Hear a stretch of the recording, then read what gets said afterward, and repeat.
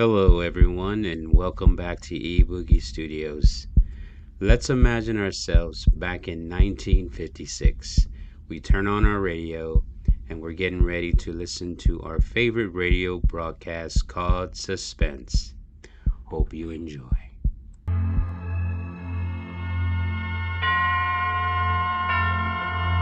And now, tonight's presentation of radio's outstanding theater of thrills, Suspense.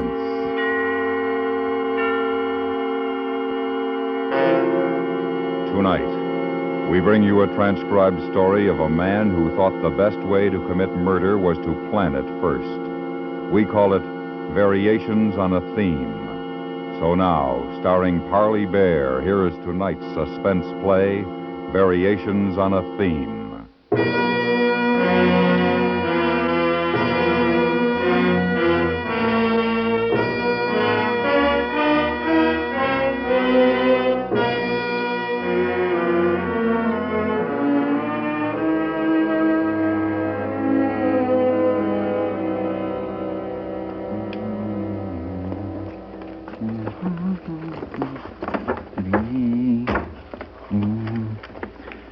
Dear old girl, your head is bleeding. Dum, dum, dum. Da, da, da, da. Dee.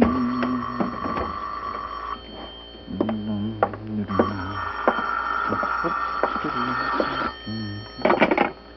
Hello? Who? Oh, no, she isn't here. Well, this is Mr. Milford. Oh, Mrs. Wadwood, how are you? Oh, fine, just fine. No, she left this morning. I'm taking the train this afternoon. No, the kids aren't going till Thursday. Yeah, I imagine so. All right, I'll tell her you called. Oh, I'm sure she'll write. Goodbye.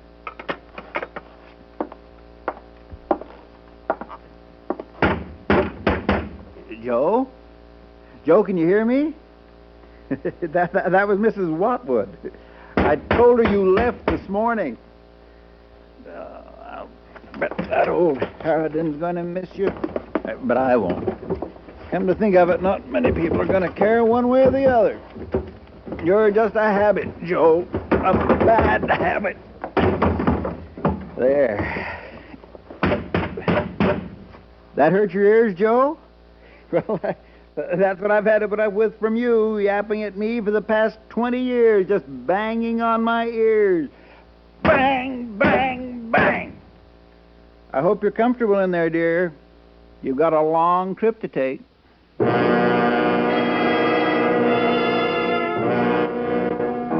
It had taken me 5 years to work it out and a couple of minutes to do the thing. It was the morning we were to go up to the cabin for a month.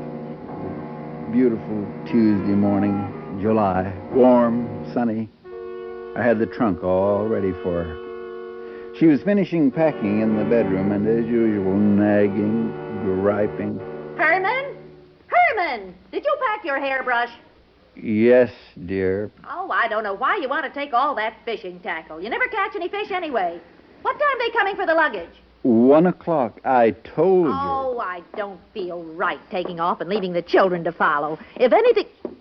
Herman, for heaven's sake, what are you doing with that trunk? We don't need a trunk. Now, you get that thing put away.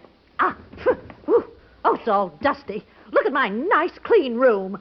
What are you doing with that trunk, Herman? I need it to pack, dear. Have you gone out of your mind? We are packed. No, not quite, Joe. I forgot something. Now, you're not taking another thing. Oh, yes, I am.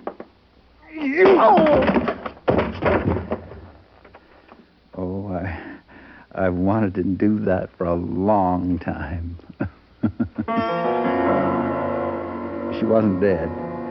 I didn't hit her hard enough for that. Just out like a light. I taped her hands behind her back, folded her up nicely, and taped her ankles. Particularly, I enjoyed putting 2 yards of electrical tape over her mouth. She came to just as I got her in the trunk. You should have seen her eyes. Just before I put the lid down, I told her what was going to happen. You've never looked better, dear. Now, don't you worry about a thing, because I have taken care of everything. You're going on the train with the rest of the baggage. And when we get to Pineycrest, Old Man Butterfield will haul you out to the cabin. And then tonight, when it's nice and dark, I'm going fishing, dear, and I'm going to put you in the boat, take you out to the middle of the lake, and drop you down. It's a metal trunk. It'll sink. If you'd ever listened long enough to hear what anybody else was saying, you might remember that they have never found the bottom in that lake.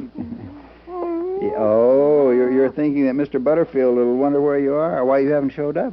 That's what you're thinking, isn't it? Well, I'm going to be worried, see. I put you on the train this morning and had some work to clean up in the office, so I had to take the next one. But I'll figure you stopped off to see your mother in Greenwood. You said that you might, remember? You talked to her the other night and said you might. There were 2 witnesses. That sickening Mrs. Dolman and your dear girlhood friend, Louise. Their husbands had any sense they'd murder them, too. And besides, even if anybody does suspect anything, corpus delicti, you know, just find the body.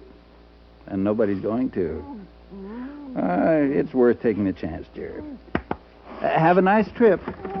Oh, incidentally, in case you're wondering why I didn't kill you just now, I want you to have time to think for the next 3 hours.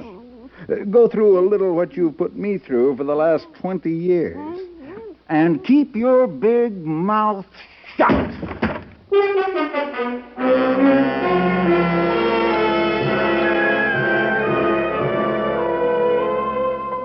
I made some coffee and waited for the expressman. Every once in a while, I'd creep up quiet as a mouse, go over to the trunk and give it a kick right where her ear was. And every time I did it, I felt a year younger. At 1 o'clock, right on the nose. Mr. Milford? That's right. You've come for the luggage. Yes, sir. Well, it's all there. Suitcases, trunk, fishing tackle. Oh, gonna do a little fishing, huh? I sure am. Oh, the trunk's pretty heavy. Oh, would you like me to give you a hand? Oh, no, that's all right. I've got the dolly right outside. Uh-huh.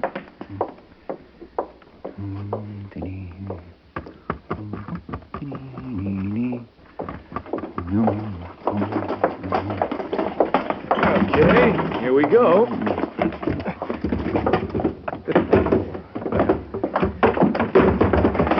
Oh, boy, that thing really weighs. Yeah, well, it's all right. There's nothing breakable in there. It is a good, solid trunk. They don't make them like that anymore. I guess not. Well, I'll put the rest of the stuff on top of the trunk. All right. Oh, you be careful of my tackle, that's all. Oh, I know what you mean. Okay. Is that it? Yep, that's it. 1 trunk, 3 suitcases, fishing tackle. Will you sign here, please? Sure. There you are. Thank you. What time will they be at the station? Oh, about 20 minutes. Oh, fine. I'm catching at 2 o'clock. Oh, they'll be there. Yeah, that's fine. Thanks a lot. Oh, don't mention it. Thanks again. Oh, have a good trip. Catch a fish for me. Yeah, I will. Well, that's that.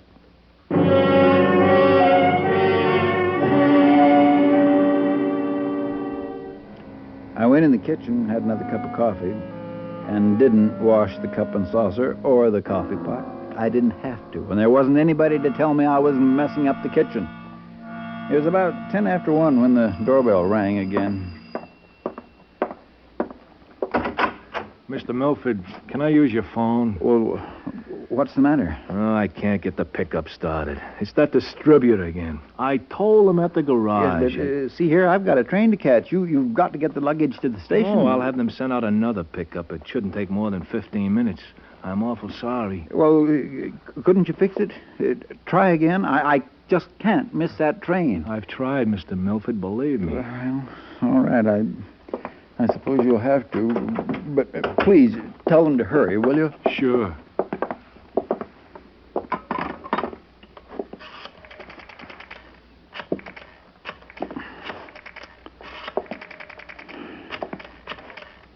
Doggone distributor. I told him. Sure hate to put you out, Mr. Milford. But, hello? Let me have the routing desk. Okay, I'll wait. Oh, Mr. Milford, it never fails. When you're in a hurry, it never fails. They're always tied up. Do you think it's safe leaving the things out there? Maybe you ought to bring them in. Oh, no. It's all right. As soon as I'm through, I'll go out and sit in the pickup. Say, look, it's almost 1:15. Don't you worry. We'll get your stuff there on time. Come on the phone. Hello. Hey, well, what's happening, honey? Well, I got a customer here's got to catch a train. My truck's broken down. In 45 minutes. Well, he says in 45 minutes. Okay. Oh, boy, it's some service. I work for them, mister, and it's a good job, but I tell you, sometimes, boy. Oh, for heaven's sake. Hello, Herman. Joe still here? No, she's gone, Louise. She caught the 11 o'clock train. Oh, that's funny. She said she was going to stop by for a minute. Well, she was late. Listen, I can't talk now. The expressman's here, and Is that all your luggage on the truck? Yes, it is. Oh, I think that's very sensible, taking the trunk. I told Joe she ought to. Things don't crease so much. Nothing annoys me more than having all my nice summer things all creased when I take them out of the suitcase. You're going to have to excuse me, Louise. I'm trying to get this so express... nervous, Herman. Goodness, you make a body nervous, being so nervous. You men, you and Jack. I'll bet Joe did all the packing, and all you have to do is see it get to the station. You men, honestly, talk about nervous. When are Julie and William going up? The day after tomorrow, Louise. Oh, yeah, that's right. They're spending a couple of days at the beach with the Buford kids, huh? Honestly, I don't know how you let them go there alone. I've heard. Well, there's been talk of pretty wild parties. Of course, it's none of my business, but... Thanks for stopping by, Louise. Goodbye. What? Well, I think you're being very rude, Herman. I think you're being very rude. What did they say? Well, it's nothing to worry about, Mr. Milford. The other pickup will be on its way in a couple of minutes. Oh, my. Look, it's 20 past 1. Now, you just take it easy. I'll go out and see if I can't get that pile of junk started. Now, you just take it easy. You'll make it all right. Now, remember, take it easy. Darn Louise, I could have killed her. No, let Jack kill her. I have my own problems. I tell you, those women, she would notice the trunk. Oh, well, that wouldn't mean too much. I had the other one, a duplicate, already up at the cabin to bring back. Nobody'd see me take it there. I was safe on that. I don't mind telling you, I was a little nervous waiting for that truck to come. Of course, there was some consolation. The sun was nice and hot, shining right on the trunk outside. Joe must have been roasting nicely. Just like that lamb she was always cooking. Every Saturday for 20 years, roast lamb. She knew I hated it. That's why she made it. No more roast lamb ever. Oh, the truck. Hi, Dad. Hi, Pop. Julie, William, what are you doing home? Oh, Mac Buford got sick. Appendix or something. Real square. We all got thrown out. No beach party, nothing. So we decided to go up to the cabin with you. Yeah. We put our suitcases on the truck outside, and we're all set. Let's go, Pop.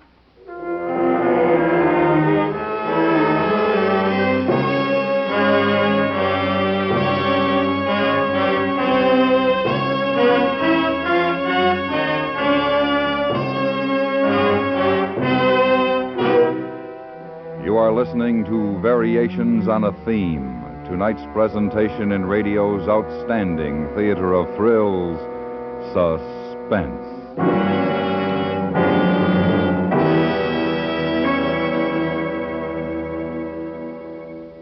You can't expect the rest of the world to know how strongly you favor our democratic way of life unless you tell them. And you can tell them the resounding truths about freedom by lending your support to the Crusade for Freedom. Yes, $1 sent to Crusade for Freedom will pay for a minute of truth on Radio Free Europe.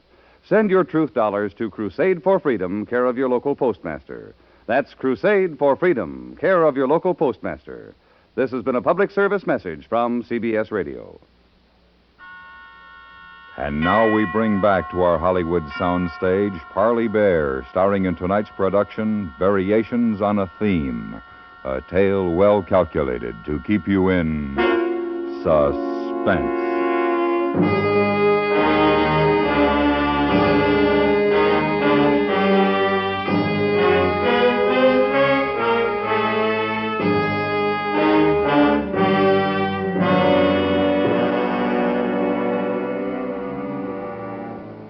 I knew they'd be better off without her, but what could I say? Kids, I got your mother outside in the trunk. I'm going to drop her in the lake when we get up to the cabin. They like me. Maybe they like me better than her, but she was their mother. They might be sympathetic because she nagged them almost as much as she did me. Still, murder. I didn't think they'd go for that, so of course I didn't tell them. But I was in a mess. How was I going to get rid of her with the kids around? Well, they were all excited to get going and called a taxi, and by the time it got to the house, the other express truck had arrived and had taken off with the trunk and the cases. We made it to the station with 5 minutes to spare. Yeah, but I guess I'm a fatalist. What's done's done. What's to be is to be. I figured I'd get rid of the kids long enough when we got to the cabin to take care of Joe. As we walked along the platform past the baggage car, I saw them loading the trunk. I must admit I got a kick out of the way they banged it around. It's funny how you get a kick out of something like that.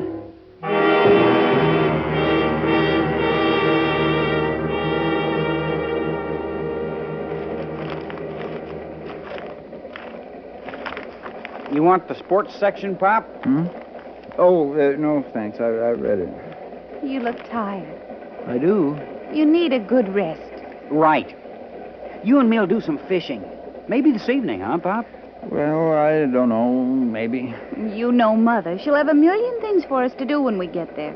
I can hear her now. Ah, let her stew. It's vacation time. How was she this morning, Dad? Oh, all right. Her usual self. Your mother's a rather nervous woman, you know. Nervous? Oh, Pop, you know, this year I've been studying some psychology, and, well, Pop, she's your wife and our mother. But, boy, if I've ever seen a psychotic, that's it. No. You really shouldn't talk about your mother that way. oh, Dad. Sometimes I wonder how you put up with it. I'll bet right now she's complaining, all to herself. It's either too hot or too cold. Yes, I imagine it's the heat more than the cold right now. You know, I hope I find a man like you to marry. The patience of a saint. He'd need to be if he married you. Oh, hardy har har. Oh, no. Don't quarrel, children. Hey, Julie, you remember last year that fella, what was his name?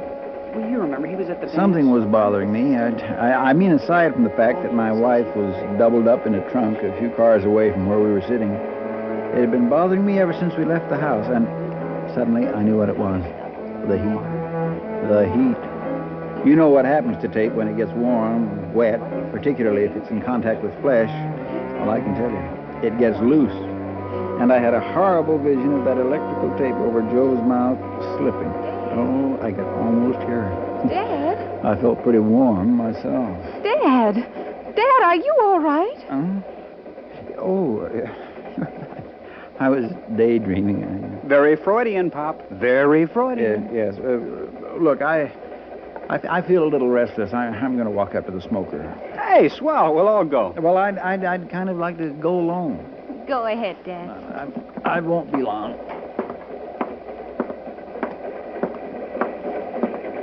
We had about 10 minutes before the train pulled into Pineycrest. I thought that if she had made a sound, and when she made it, she made a lot of it, somebody would have heard her by now. There'd have to be some kind of a commotion at the baggage car. When I got to the connecting door to the baggage car, there wasn't a soul. Still, I wanted to be sure. If I was going to be caught, I might as well be caught right then. It really wouldn't make any difference, so I pounded on the door.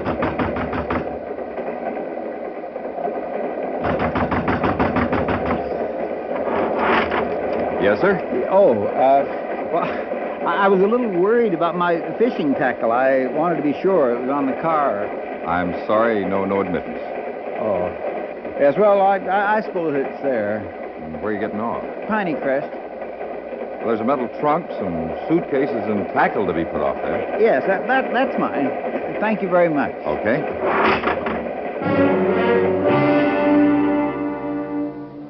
Just before he closed the door, I caught a glimpse of the trunk. It was standing on end, her head down, I hope. I felt better.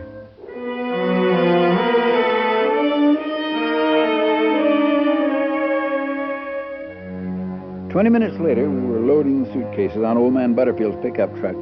He was mighty glad to see us and mighty worried about Joe not having arrived yet. I explained about her visit to her mother. Hey, well, say, mighty glad to see you folks anyway. My stars, Mr. William, you've grown a lot. We'd better get the trunk on now. William, you take this corner, and I'll get on the other side, and you push in the middle, Mr. Butterfield. Okay, Pop. Now, all together. 1, 2, 3. Oh, that's a mighty heavy trunk, Mr. Milford. Oh, we're going to be up here for a month. Oh, yeah. Well, folks, fishing has been a mite slow, just a mite, but it should be picking up any day now. Fellas have been getting some nice strikes with bug-eyed poppers. Mighty nice strikes. Oh, that's fine. How's your wife, Mr. Milford? Just fine, just fine. Oh, proud piece of woman that, Mr. Milford. Proud piece. Miss Julie, you favor her. Thank you, Mr. Butterfield. You say she'll be up around 7, huh? It depends on how long she stays where she is.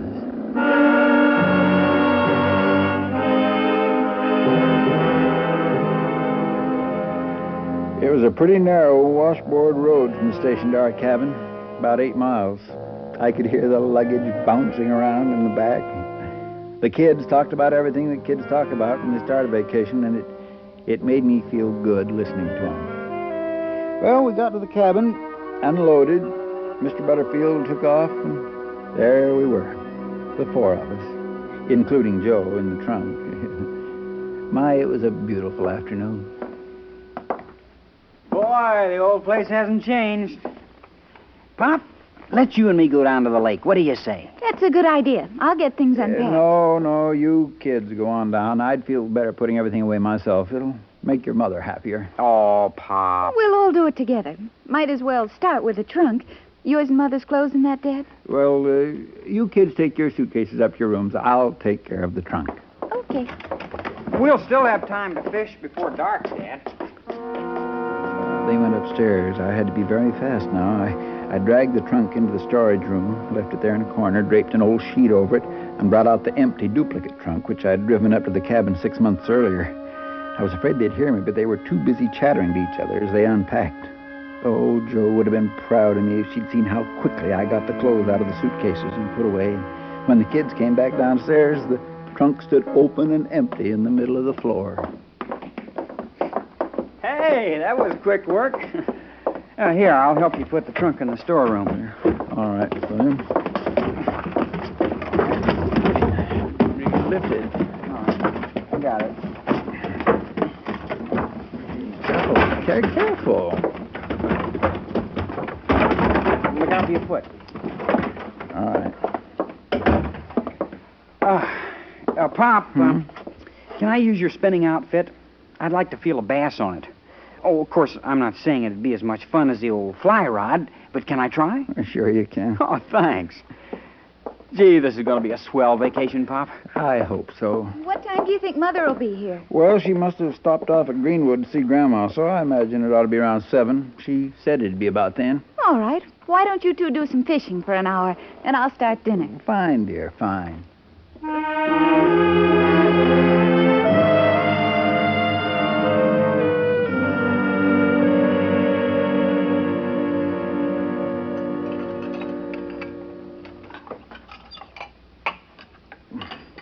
Oh, this is a wonderful steak, Julie. Thank you, Dad.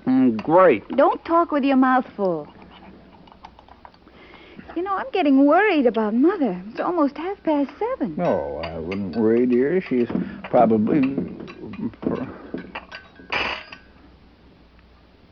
What was that? What was what? I heard it. Like a knocking. Oh, woodpecker, probably. Hey, that's no woodpecker. What is it? Oh, I don't know. Oh, dear. Where's it coming from? It's not outside.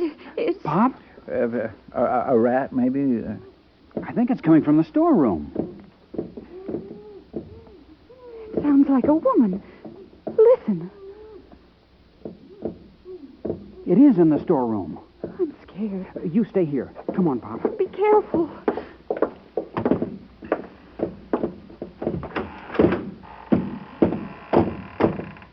Pop? It's coming from over there, under the sheet. It's It's your mother, William. The tape slipped. I was afraid it would. Pop? Come on.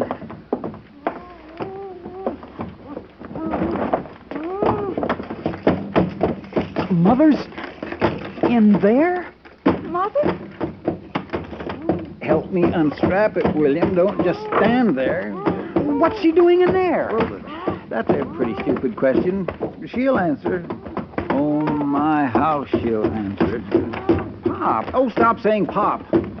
All right. Stand back. Mother! Ma, here, I'll get the tape off. Ma! I'll have to think of something else. This won't work again, that's for sure. He tried to murder me. He tried to murder me. That's what he did. He tried to murder me.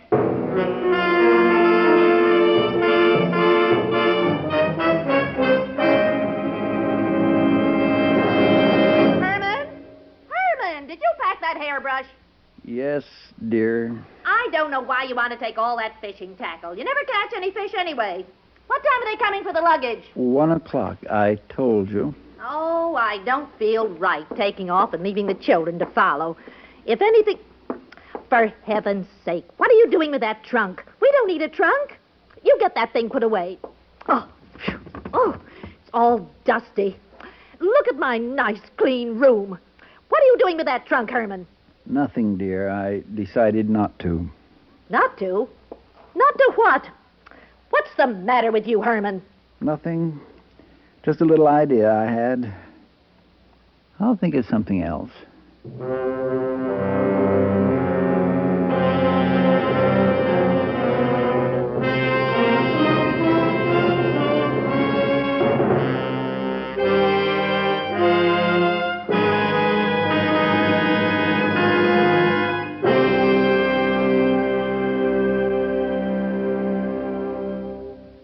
Suspense, in which Parley Bear starred in tonight's presentation of Variations on a Theme.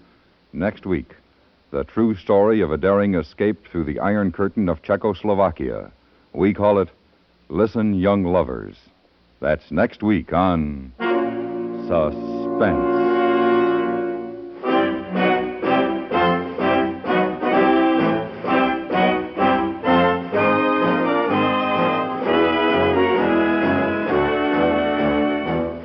Suspense is transcribed in Hollywood by Anthony Ellis, who also wrote tonight's script. The music was composed by Rene Garrigan and conducted by Wilbur Hatch.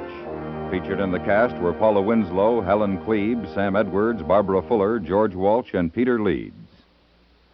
Joan Loring, young Broadway star and winner of both the Donaldson and the Critics Circle Awards, will be adding to her prestige as a dramatic actress tomorrow night when she stars in The Payoff Girl. Tomorrow night on The FBI in Peace and War. Stay tuned for 5 minutes of CBS News to be followed on most of these stations by The Jack Carson Show.